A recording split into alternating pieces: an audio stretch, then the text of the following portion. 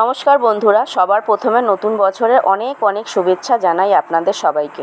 2024 সালটা আপনাদের সবার যেন খুব ভালোভাবে কাটে, সেটাই আমি ভগবানের কাছে প্রার্থনা করি। কারণ আপনারা সবাই আমার বন্ধু। দেখবেন বন্ধুরা ভালো থাকলে নিজেও ভালো থাকা যায়।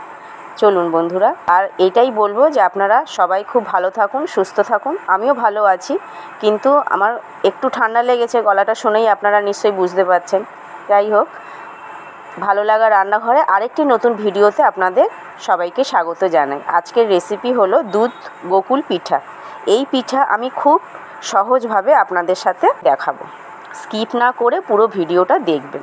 চলুন, প্রথমে আমি নারকেলের পুরটা বানিয়ে নেব। এই পুরের জন্য আমি একটা নারকেলকে খুব ভালোভাবে কুড়িয়ে কড়াইতে দিয়ে দেব। এবার দেখুন, তাতে আমি 30 ml নলেন গুড় দিয়ে দেব। সাথে এবার আপনারা চাইলে পাটালি গুঁড়ো দিতে পারেন, আমি এখানে নলেন গুড় দিয়েই করব। এরপর দুটো এলাচকে ফাটিয়ে দিয়ে এবার তার সাথে আমি 20 গ্রামের মতো গুঁড়ো দুধ দিয়ে ভালো করে মিশিয়ে নিয়ে দেখুন একটা নারকেলের পুর বানিয়ে নেব।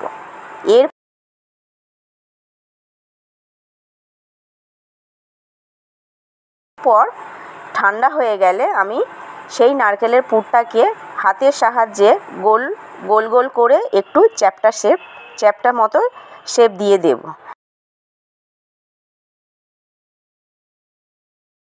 দেখুন সবকটা গোকুল পিঠা আমার এইভাবে আমি করে নেব।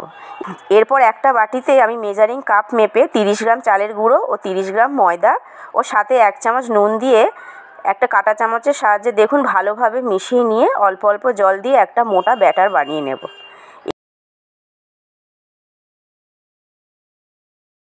এরপর ফ্রাই প্যানে তেল গরম হয়ে গেলে একটা একটা করে আমি এই গোকুল পিঠাগুলো ব্যাটারে চুবিয়ে চুবিয়ে দেখুন এপিট ওপিট করে আমি ভেজে নেব। এই যে দেখুন আমার সবকটা পিঠে এইভাবে ভাজা হয়ে গেছে। এরপর আমি একটা কড়াইতে 1/2 লিটারের মতো লিকুইড দুধ দিয়ে দেব। তারপর দুধটা একটু গরম হয়ে গেলে আমি মেজারিং কাপ মেপে 30 ml নলেন গুড় সাথে দিয়ে দেব। সাথে আমি 1 চামচের মতো চালের গুঁড়ো দিয়ে খুব ভালোভাবে দেখুন মিশিয়ে নিয়ে আমি দুধটা ফোটার জন্য অপেক্ষা করব। এবার দুধটা যখন একটু ভালোভাবে ফুটে যাবে তখন দুধটা দেখুন একটু ঘন হয়ে গেছে। এবার ঘন হয়ে গেলে আমি এই গোকুল পিঠেগুলো দিয়ে একটু নেড়ে নিয়ে 5 থেকে 10 মিনিটের মতো রেখে দেব। দেখুন আমি 10 মিনিট পরে এসেছি। 10 মিনিট পরে এসে আমি একটা মাটির প্লেটে দুধ গোকুল পিঠেগুলো সার্ভ করে দিয়েছি।